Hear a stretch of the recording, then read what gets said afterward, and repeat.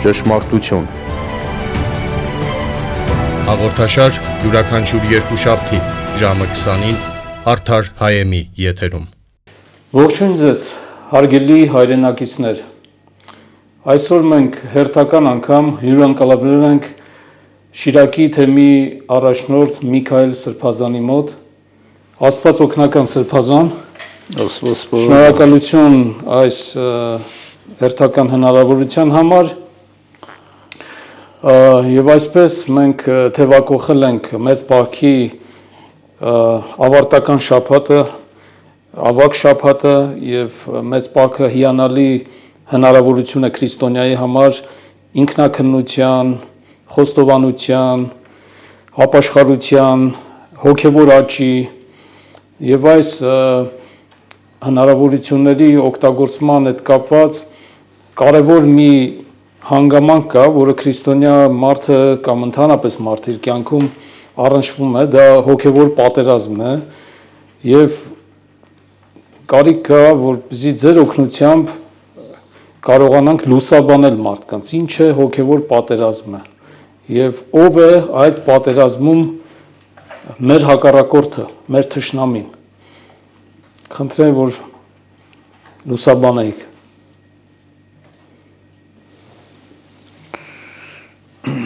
Հոգևոր պատերազմը դա ամենօրյա, ամենժամյա պատերազմ է, որը միշտ ուղեկցում է մեզ եւ միշտ դրա մեջ ենք, եւ հոգևոր պատերազմի ընթացքում թշնամին մեղքն է կամ մեղքի հեղինակը։ Մենք ամեն օր, ամեն պահի մեղքի դեմ պատերազմի մեջ ենք։ Երբ հաղթահարում ենք մեղքը, հաղթանակած ենք լինում, երբ տեղի ենք տալիս մեղքին, պարտված ենք լինում։ Երբ պարտվում ենք, ուրախանում է սատանան, երբ հաղթում ենք, մոլեգնում է սատանան։ Սրբազան, եթե պատերազմ է, ուրեմն պատերազմում լինում է մարտադաշտ, լինում են զենքեր, ռազմավարություն, որն է մարտադաշտը, որտեղ մղվում է այդ պատերազմը։ Եվ այդ պատերազմը ինչ տևողություն ունի։ Նախ եւ առաջ մարտադաշտը մեր հոգին է, մեր սիրտն է, մեր ներսն է։ Այնտեղ է, որ հիմնական պատերազմը մղվում է։ Ամեն մեկը իր հետ, իր ներսում, իր հոգեգան աշխարհում տեղի ունեցող process-ների դեմ է, որ պայքարում է եւ հաղթում է կամ պարտվում է։ Այնպես որ պետք է մեզնից դուրս փնտրել այդ, մեզնից ներս է եւ յուրաքանչյուրից մեջ է այդ հոգեվոր պատերազմի դաշտը։ Սպառազինությունը Պողոս առաքյալը լավ ասում է, թե ինչով սպառազինվենք։ Ընդհանուր կարող ենք ասել, որ պետք է առաքինություններով պետք է սպառազինվես, որովհետեւ կարողանաս մարտի դաշտ դուրս գալ եւ արատներին եւ մեղքերին հաղթել։ Հաղթել գիտակցական մակարդակի վրա, հոգեվոր մակարդակի վրա, կամային մակարդակի վրա, որովհետեւ նաեւ վարքային մակարդակի վրա կարողանաս հաղթել։ Հոգևոր պատերազմը պետք չի անպայմանորեն հասկանալ ինչ-որ մեկի դեմ պայքարելու իմաստով, այլ պետք է հասկանալ նախ եւ առաջ քո ներսում տեղի ունեցող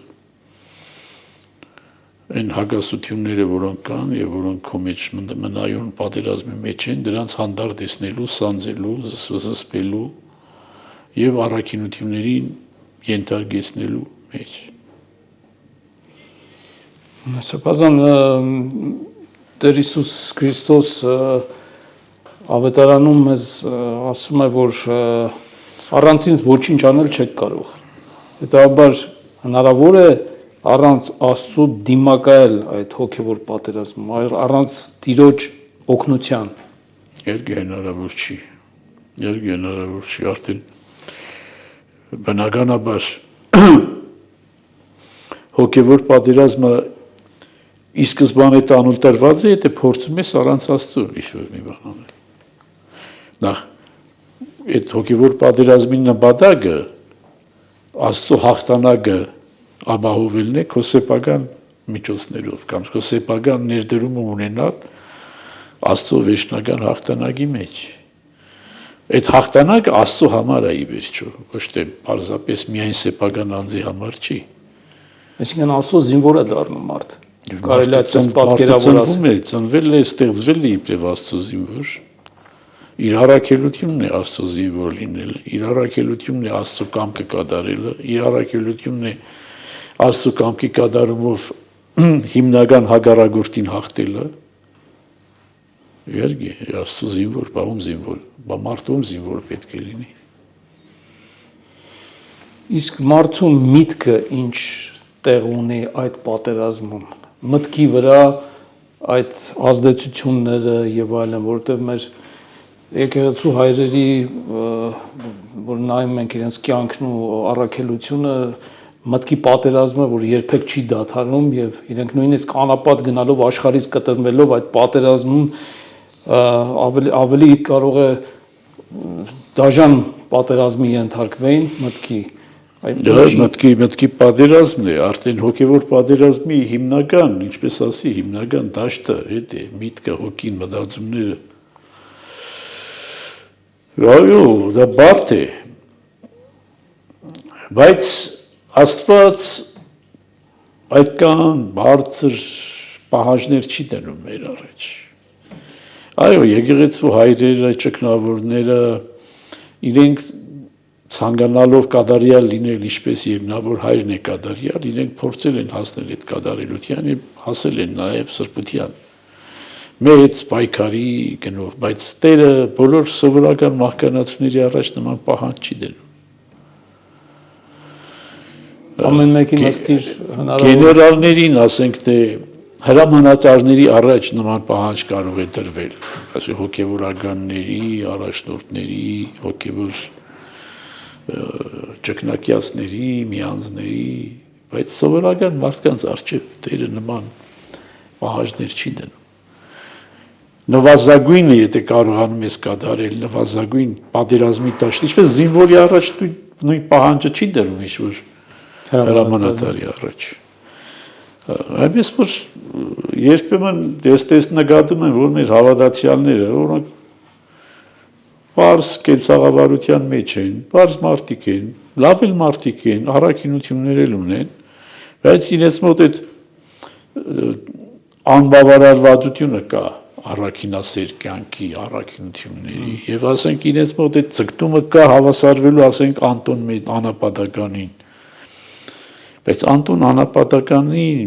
նման պահանջ Աստված բոլորի առաջ չի դնում։ Ում որ տրված է շատ է պահանջվում, ում որ տրված է քիչ, բավարարվեք ձեր քիչով։ Այսինքն սովորական մարդիկ, ովքեր ապրում են պարզ ընտանեկան կյանքում, այնպիսի ճգնական սխրանքների անհրաժեշտությունը չունեն։ Էլ պարզապես լինել առավելագույն առաքինի, փորձել լինել ճշմարիտ, աստվածասեր, ոչ թե եսասեր։ Այնպես որ մի քիչ երբեմն ես նկատում եմ, որ մեր հավատացյալները այս բանի մեջ մի քիչ շատ խորանում են եւ կարող են խորտակվել։ Ինչպես հասարակ զինվորը, որ փորձի իրեն պահել հրամանատարի նման, ասենք դիվիզիայի հրամանատարի պես, խրամատում կանգնած զինվորը, եթե իրեն փորձի պահել,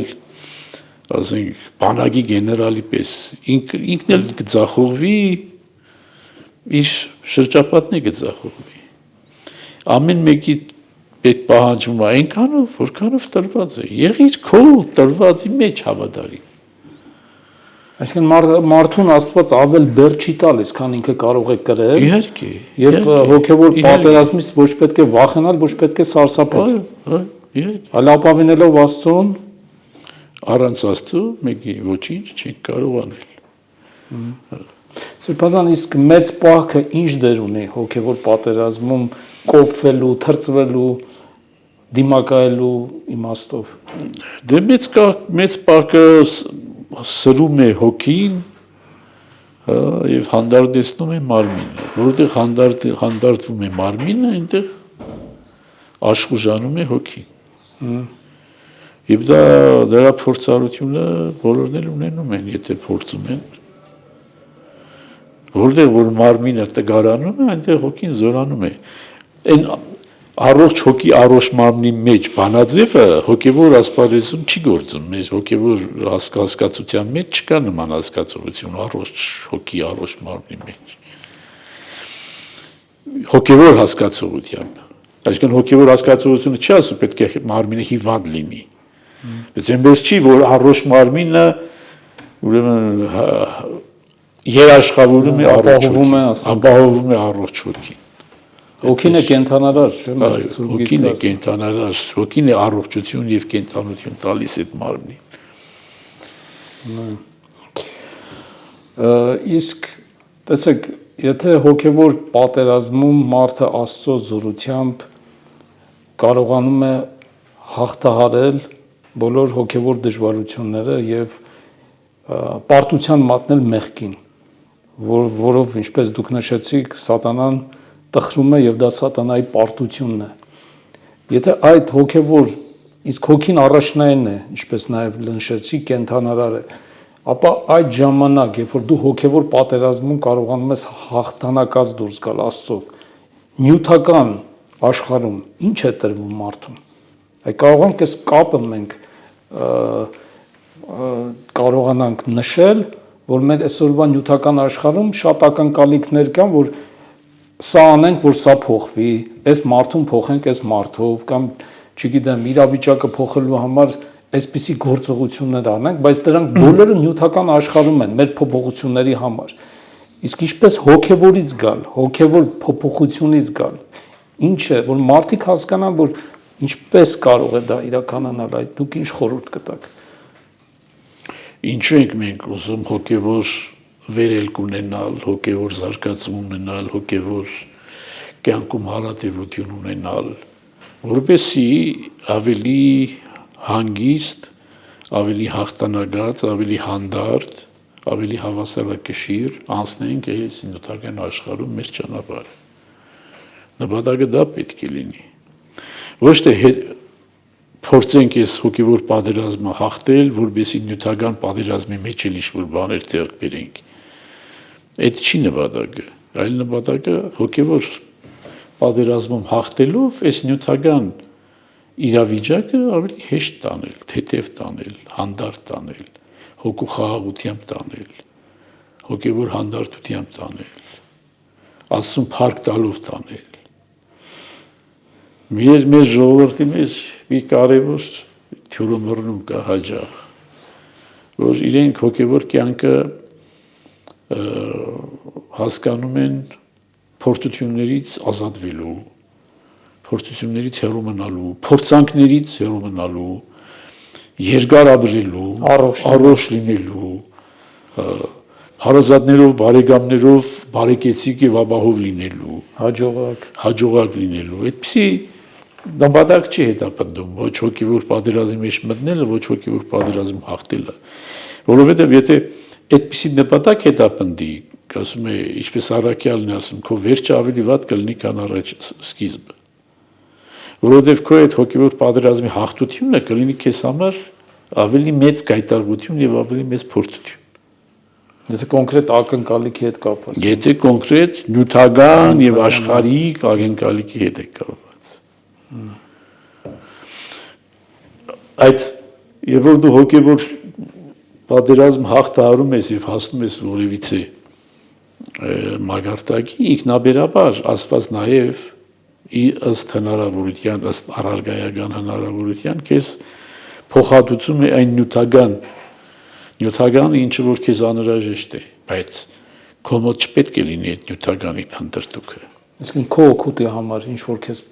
անհրաժեշտ կլինի, ինչ որ Աստծո կամքը։ Ինչը որ ունես, ուրեմն այդքանն էլ անհրաժեշտ է։ Աստված գիտի քեզ անհրաժեշտ չէ, Սուրբ Գիրքը ասում է, չէ։ Ձեզանից լավ Աստված գիտի, թե քեզ ինչ է պետք։ Քեզ թվում է, թե դու գիտես, թե քեզ ինչ է պետք։ Աստված ավելի լավ գիտի, թե քեզ ինչ է պետք։ Իսկն Աստծուց առաջ Եվ այդ հանդարտությունը, այդ հոգևոր պատերազմը հաղթելու հանդարտությունը, այդ հասցնում է քեզ այն վիճակին, որ դու ցանկացած բան ընդունում ես իբրև Աստծո կողմից բարիք, չի լինում չարիք, արդեն քեզ համար չարիքի հասկացողությունը դատարում է գոյություն ունենալ, որովհետև նույնիսկ փորձիչի փորձությունը ի բարիս է, որովհետև դու կարողանաս նաև քո ընթացքը շարունակել։ Իսկն Աստծո թույլտվությամբ, եթե դա գալիս է, ամեն ինչ Աստծո թույլտվությամբ։ Ուրեմն քո օգտակարության համար է, եթե առանց Աստծո թույլտվության ոչ մի բան չի լինում։ Իհարկե։ Եթե տենց ընկալես էլի քո օգուտի համար։ Իսկ եթե բարձ տուրևարություն է, առևտուր է, ես այս քայլը կատարեցի, որ դու այս քայլը կատարես։ Ճգնեցի, պահպանեցի ու ինչ-որ մի բան ակնկալեցի։ Հանգարց դու ինձ առողջություն չպարգևեցիր։ Ուրեմն այդ նյութական ակնկալիքները սխալ մոտեցումներ են։ Դրա համար առաքյալը փառք է տալիս իր հիվանդության համար, չէ՞։ Եվ մենք էլ, եթե որևէ մի նման տգարության, առավել ևս ֆիզիկական տգարության մեջ ենք լինում, փառք պետք է տանք, որպեսզի դա մեզ, որովհետև ծառայում է իբրև սանձ, հբարդության նժույգին սանձահարելու, որովհետև ասում եմ, շատ հաճախ մեզ հոգևոր հաջողությունը կարող է դառնալ փորձություն, գայթակղություն մեր համար, եթե չկարողանանք ճիշտ հարաբերության մեջ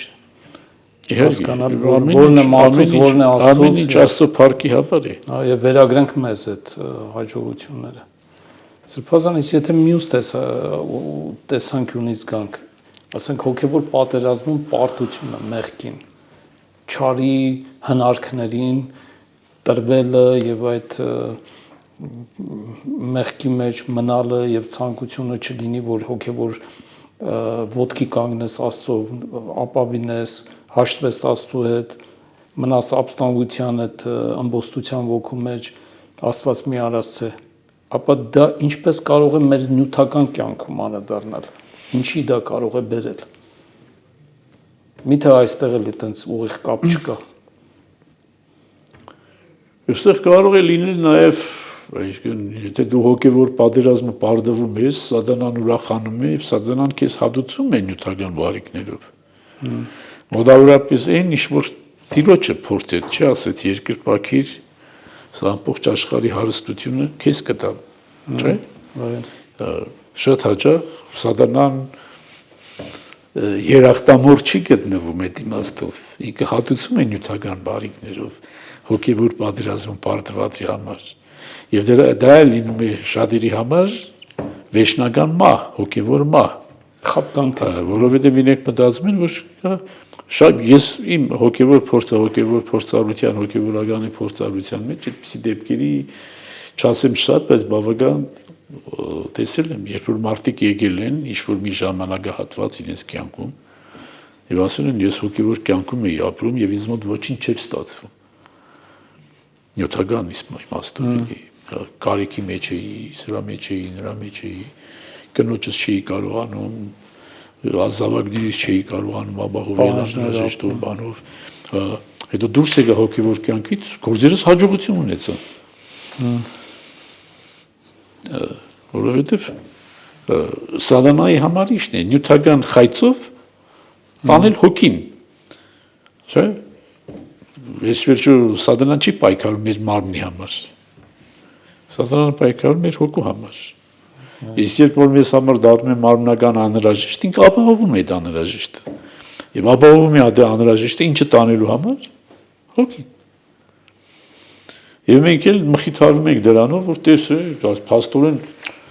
սատանան ավելի, այսպես ասած, երախտագետ է, քան Տերը։ Տերը այդքան գնացի իր հետևից, բան եւ այլն չտվեց ինձ օրը հացը հանապազորյա, բայց սատանան ավելիով տվեց։ Ոչ թե օրվա, մի 3 տարվա հացը միանգամից տվեց։ Էսի հենց հոգևոր պատերազմի հիմնական պարտությունն է, եթե նյութականով դու ապրում ես, նյութականով շնչում ես նյութականն է քեզ համար գերագույնը, բնականաբար սատանան քեզ կապահովի ամեն նյութականով, ավելիով էլ կապահովի։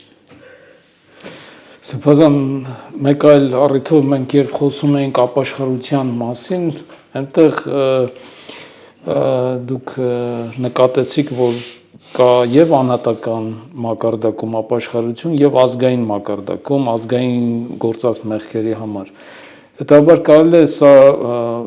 տեղափոխել նաև հոգևոր պատերազմի դաշտ, եթե մենք խոսեցինք մինչև հիմա անհատական մակարդակում մարդու հոգևոր պատերազմի մասին, որը ընդդեմ չարի որոգայթների, ընդդեմ անհատական մեղքի, իսկ եթե ասենք ազգային մակարդակում հոգևոր պատերազմը տանուլ է տալիս, ասենք ամենամեծ մեղքը դիեզերական քո ասենք ճակատին գրում ես ու դրանով ուրախանում ես առանց հասկանալու կամ հասկանալով, եթե դու ասենք փնտրում ես նյութական բարիքներ առանց հոգևոր աճի եւ առանց հոգևոր առաջնահերթության, եթե մտածում ես, որ կարելի է մեկից խլել ուրիշին տալ ու դրանով երջանկանալ, ասենք ոչ թե ինքդ ստեղծես, ոչ թե դու կարողանաս քո աստվածային նախախնամությունը կամ աստծո կամքի շրջանակները հասկանաս, որ դուք մի անգամ ճիշտ նշեցիք, որ մարդը ծնվել է, որպեսզի աստծո կամքով ապրի, բայց մենք պետք է փնտրենք այդ կամքը, ճանաչենք այդ կամքը։ Հետաբար եթե այդտեղ պարտվում է ազգը, ինչ որ ժամանակահատվածում, ինչ որ փուլում իր զարգացման, ինչ հետևանքներ կարող է դա բերել ազգային մակարդակում։ Դերասեր մենք տեսնում ենք, մեր ազգի օրինակով տեսնում ենք ինչ կարող է բերել։ Մենք մեր հոգևոր պատերազմը տևական ժամանակ է տանուլ ենք տալիս։ Եվ տեսնում ենք հետևանքները։ Գիտեք, հայրենիքը նախ եւ առաջ հոգևոր արժեք է, ես մի անգամ այդ մասին ասել եմ։ Նախ եւ առաջ հոգևոր արժեք է, հետո նյութական արժեք է։ Մնացածը առանց հայրենիքի էլ կարող է լինել, բարեկեցություն առանց հայրենիքի էլ կարող է լինել։ Բարեկեցիկ կարող եմ լինել նաև Վլադիվոստոկում, բարեկեցիկ կարող եմ լինել Լոս Անջելեսում, չէ՞։ Բարեկեցությունը անհրաժեշտություն չի։ Հայրենիքը անհրաժեշտություն չի բարեկեցության համար։ Հետևաբար հայրենիքը ինքը հոգևոր արժեք է։ Պետք չի հայրենիքին անպայմանորեն թեև նյութական է ինքը, բայց հոգևոր իր արժեքը հոգևոր։ Իվերուս տրված աստծո կողմից։ Հետևաբար երբեք հայրենիքի կորուստը չի կարելի հասկանալ նյութականի իմաստով, ասել որ տեսեք նյութական կորուստներ ունեցանք։ Սա հոգևոր կորուստ է, նախ եւ առաջ Արցախի կորուստը նախ եւ առաջ հոգևոր կորուստ է։ Եվ որ դու հոգևոր պատերազմը տանուլ տվեցիր, հոգևոր կորուստներ ունեցար եւ հոգևոր կորուստը հենց Արցախի կորուստն է, ոչ թե իբրև նյութ, այլ իբրև հոգևոր արժեք։ Որովհետեւ դա երբեք չես կարող չափել նյութականով, որովհետեւ սարեր ամենտեղ էլ կան, անտառներ էլ ամենտեղ էլ կան, բայց ամենտեղ այն աղոթքը, որ հնչել է, այն աղոթքը, որ պիտի հնչեր, այն Աստված մարդ հարաբերությունը հայ ժողովրդի հայերեն լեզվով որ պետք է լիներ, կար եւ չկա, սրանք բոլորը հոգեվոր բաներ են, սրանք բարձրացած սրբությունը Աստծո տված են սահմանը, որ գծվել է։ Հետևաբար ինչ որ վերաբերում է անհատին, նույնը վերաբերում է ազգին, որովհետեւ ազգն էլ է ի վերջո ամբողջություն։ Եվ հետևաբար ազգն էլ պետք է իր ազգային հոգևոր պատերազմը հաղթի նախ եւ առաջ, որովհետեւ չունենա կորուստներ, որոնք ինքնաբերաբար բերում են նյութական կորուստների։ Հոգևոր հայրենիքը երբ որ կորցնում ես, հավատքը երբ որ կորցնում ես, դա ինքնաբերաբար վերածվում է նաեւ նյութական կորուստների։ Եվ նյութական կորուստները նաեւ հայրենիքի կորուստի ձևով են արտահայտվում, բայց հայրենիքի կորուստը չի կարելի հասկանալ միայն տարածքների կորուստի իմաստով, հողային կորուստների իմաստով, որովհետև հայրենիքը միայն հող չի, միայն տերիտորիա չի, միայն բարեկեցություն չի, միայն սեփական առանձնատուն չի, միայն սեփական բոստան չի։ Դրա ամեն ինչի հետևում պետք է լինի հոգևոր բովանդակություն, աստվածատուր։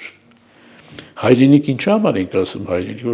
որ հորից ժառանգված, իսկ հորը հայրս ումից է ժառանգել։ Երկնավոր օրից։ Երկնավոր օրից։ Ուրեմն այստեղ նախ եւ առաջ կա հոգևոր արժեք։ Հայրենիքը այն նյութն է, որի մենք հոգևոր արժեք ենք հաղորդում։ Եվ հոգևոր արժեք ենք հաղորդում ոչ թե այսօր, այլ 4500 տարի շարունակ։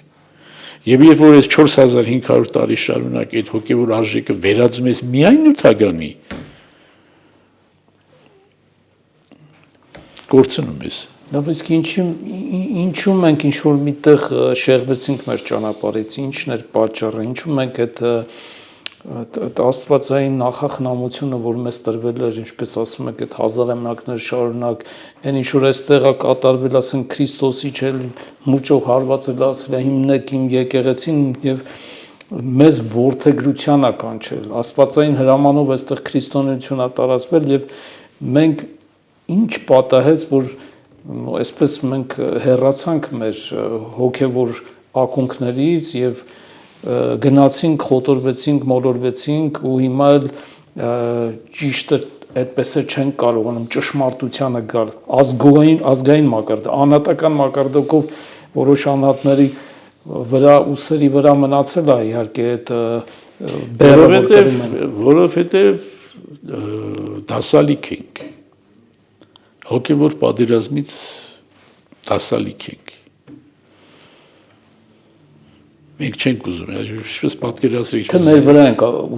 հույսները չէ հոգևոր պատերազմից դասալիք ենք մենք հոգևոր պատերազմից խուսափել փախել ենք չենք ուզում հոգևոր պատերազմ բխել վախենում ենք մեզ համար որովհետև քանի որ մենք խիստ նյութականացած ենք հոգևոր պատերազմը մեզ համար հասկանալի չի Հիմա ինչպես մի զինվոր, որը հայրենիքի գաղափար չունի, ազգի գաղափար չունի, չէ, եւ իրեն տանում են պատերազմ, իր առաջին մտածումը ինչ է։ Ինքը չի հասկանում այդ պատերազմը, չէ։ Չի հասկանում, չի հասկանում ինչ պետք է անի։ Դասալիք պատերազմը դի փախնի տալ։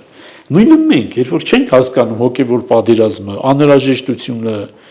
այդ հոգևոր պատերազմում հաղթելու քաղցրությունը, այդ հոգևոր պատերազմի հաղթանակի սեփական ժառանգներին ուրեմն թողնելու հաղթանակած զգացումը ինչ պետք է անենք դի լքենք պատերազմի դաշտը եւ եղել է որ ինքս պայ որ մենք լքել ենք եւ մասսայական լքել ենք հոգեվոր պատերազմի դաշտը մասսայաբար լքել ենք թեև ինչպես դասալիկը երբ որ փախնում է չէ ուրեմն չիգունք եւ իրեն բռնում են ասում է չէ ես դասալիկ չեմ որովհետեւ մեկը տեսել եք ասի դասալ Չէ, ասում եք, կրվեցի, բան եղա, նույնը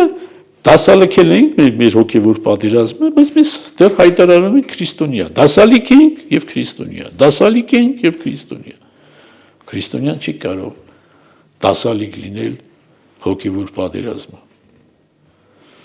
Իսկ հոգևոր պատերազմում դասալիքը պետք է հատուցի նաեւ նյութապես Պետք է հատուցի նաև նյութապես։ Սատանան պետք է տա իրեն անձնական բարեկեցություն, բայց պետք է զրկի նյութական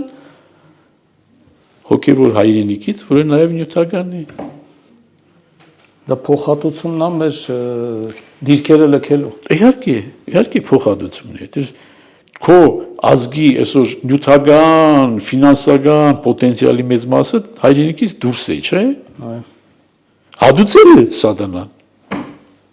Հիմա ինչ անենք, որ մեր հոգևոր դիրքերը վերականգնենք։ Այդ պոստերը հոգևոր դիրքերը վերականգնելու համար իբրև հայ քրիստոնյա, մենք պետք է դառնանք իբրև հայ քրիստոնյա։ Եթե մենք դարձանք իբրև հայ քրիստոնյա, լիակատար եւ լիարժեք, ինքնաբերաբար մեր վիզը կթեքվի դեպի Հայաստանի երկիր։ Ինքնաբերաբար։ Մենք կհասկանանք, որ ինչ ենք անում այս օդարության մեջ։ Միթե ինձ տրված է իմ զավակների եւ թորների բարեկեցությունը ապահովել, թե իրենց հոգեվոր կենցաղավարությունը, հոգեվոր բարեկեցությունը ապահովել։ Իսկ ես իբրև հայ քրիստոնյա ինչ գործ ունեմ այստեղ։ Ինքնաբերաբար վիզը կթեքվի դեպի Հայաստան աշխարհ, հայացքդ եւ ինքնաբերաբար հետո ոտքերը տանեն քեզ դեպի Հայաստան աշխարհ։ Իսկ Հայաստանում ապրողը ինչ անի։ Որ ստեղա Հայաստանում ապրողը պետք է հասկանա, որ Հայաստանը նախ եւ առաջ հոգեվոր արժեք է։ Դրախտը այստեղ ինչ է նշանակում։ Այն ժամանակ էր դրախտ, երբ այստեղ հոգեվոր էր։ Եվ որ հոգևորից դուրս եկավ, դարձավ նյութական, դա դատարից դրախտ լինելուց։ Հիմա ինչու պետք է փնտրել դրախտը, չգիտեմ, այստեղ է, այնտեղ։ Դրախտը այնտեղ էր, որտեղ երանական կյանքն է, որտեղ է երանական կյանքը, որտեղ հոգևոր պատերազմը հաղթանակած է։ Հայկը երբ որ Բելինն է դա հարեց, հա, հաղթեց հոգևոր պատերազմը, ստեղծեց Հայաստան երկիր։ Դրախտ, այն ժամանակ էր դրախտ։ Ճշմարիտ աստվածպաշտության։ Ճշմարիտ աստվածպաշտության վրա հիմնված հոգևոր առանցքի շուրջ, հոգևոր սկզբունքների շուրջ։ Նախ եւ առաջ հոգևորը, հետո նյութականը։ Նախ եւ առաջ հոգևոր հայրենիքը, հետո նյութական հայրենիքը։ Նախ պետք է հասկանաս, որ ասենք, ես ուրիշ անգամներ էլ ասել եմ, ինձ համար Գանձասարը կամ Աղթամարը, սրանք նյութական արժեքներ են։ Ինձ համար հոգևոր արժեքներ են։ Հոգևոր արժեքներ են, որոնք գտնվում են նյութական որոշակի միջավայրում։ Եվ որպես այդ հոգևոր արժեքը դառնա եւ մնա հավիտենական հոգևոր արժեք, անհրաժեշտ է, որ այդ նյութական միջավայրը պատկանի այդ հոգևոր արժեքի տիրոջը։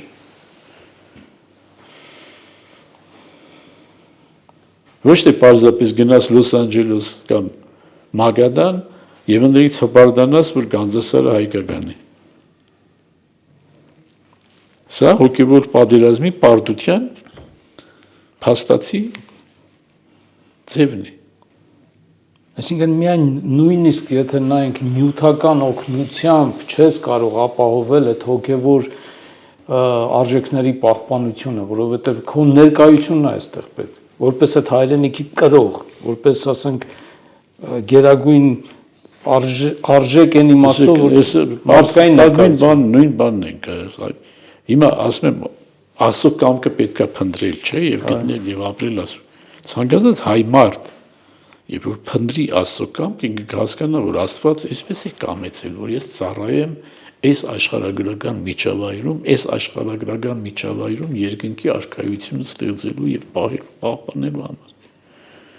Այդ է իմ առաքելությունը։ Այս հայկական լեռնաշխարհ կոչված, այս հայկական կենսատարած կոչվածը երկնքի արքայություն հաստատելու համար է իմ առաքելությունը։ Ոչ թե Հնդկաստանում կամ Չինաստանում բարեկեցիկ ապրելը չի իմ առաքելությունը։ Իմ առաքելությունը այս տարածում բարեկեցիկ ապրելու միջոցով հոգևոր երկնքի արքայություն, Աստծո արքայությունը ստեղծելն է։ Վերջիվերջո մի միջավայր ստեղծել ես երկրի վրա, որտեղ երկնքի թագավորության մանրակերտը կա։ Սա է հայ առաքելությունը։ Այլապես ինչու համար հայկը նետահարեց Բելին։ Իսկեն քո սրբազան հավատը պետք է պահես։ Քո ներսում է դա։ Ես սրբազան հավատ, այն ճշմարիտ հավատը, որի համար դու կոչված ես, կոչված ես դեռ Քրիստոսից առաջ։ Քրիստոսից առաջ կոչված ես դու մեկ Աստծո զինվոր հայկը, էլի, որ արդեն գալիս ենք շղթան փակվում, հա, որ էլի Աստծո զինվոր էր ինքն էլ։ Սա է մեր առաքելությունը։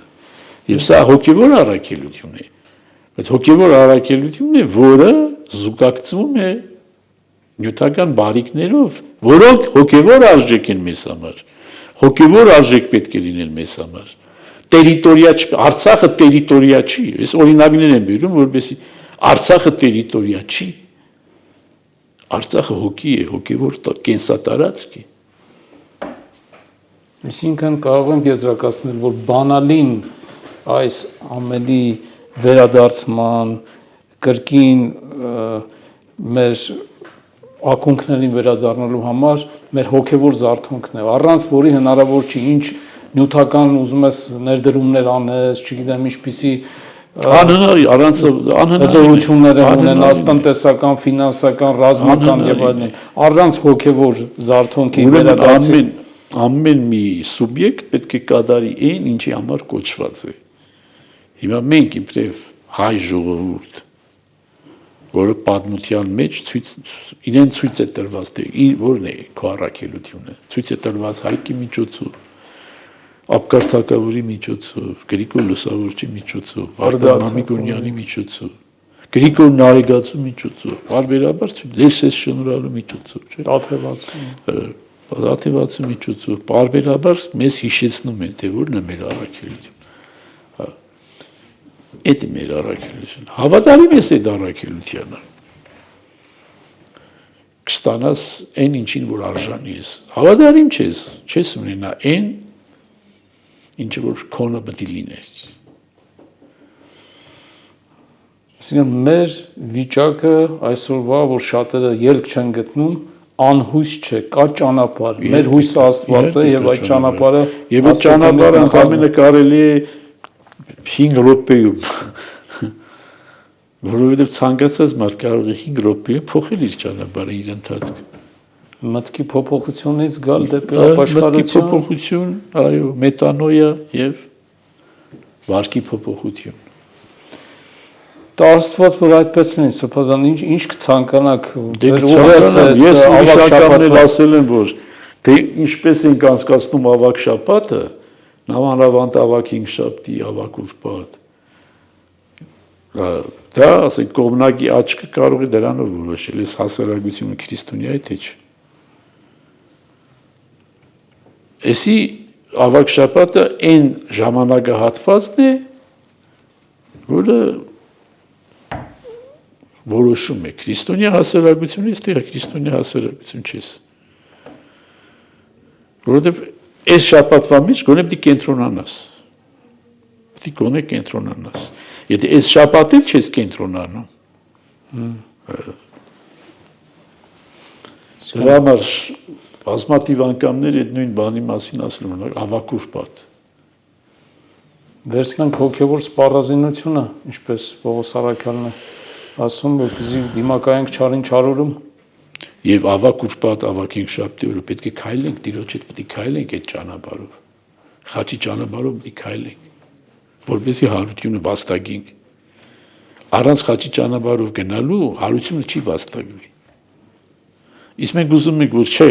դեր դու ինքդ խաչի ճանապարհով քայլի, մենք հարությանը քեզ կմիանանք։ Մի փոքր չենք ուզում չարչարանակից լինել, որպեսզի հարության պտուղներն էլ